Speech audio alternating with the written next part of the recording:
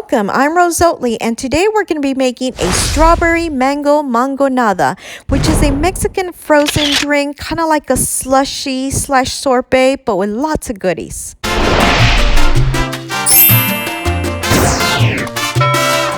We'll start by cutting up 2 fresh mangoes. Your first mango you want to slice up and put in a bowl to be used in the blender later.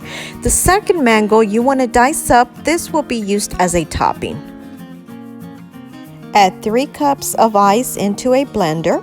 Add a 12-ounce bag of frozen mangoes and 1 of the fresh mangoes we sliced up. We're also going to add 1/4 cup of my secret ingredient, which is a Torani mango syrup. You can find this through Amazon. We want to squeeze 1 whole lime and add 1/2 cup of water. Crush and blend until you get a slushy consistency. Once done, place in your refrigerator so you can start on your strawberry mix. Moving on to our strawberries, we'll be using 2 different batches of strawberries. Our first batch is 10 strawberries cut in dice, which we'll be using as a topping later.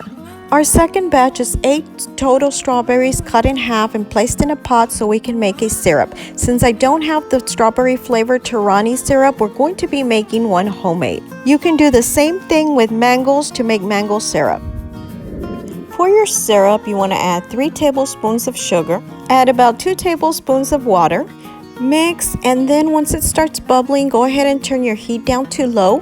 You will notice the strawberries start to release their delicious juices, which will turn into a syrup just like this. Let's turn this off and set aside. To our blender, we want to add 3 cups of ice, 1 12 to 16 ounce bag of frozen strawberries. Now add your homemade strawberry syrup. If you happen to have the strawberry Torani syrup, then you can just add 1/4 cup of that instead. Now we want to go in with 1 whole squeezed lime and 1/2 cup of water. Again, you want to crush and blend until you get that nice slushy consistency. Yay! We're ready to put our mangonada together.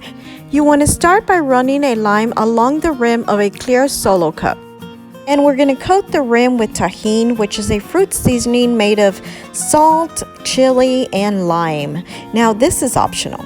I'm going to add a little bit of chamoy in my cup, which is a sauce condiment made with pickled fruit. Chamoy and Tajin are very big here in the South.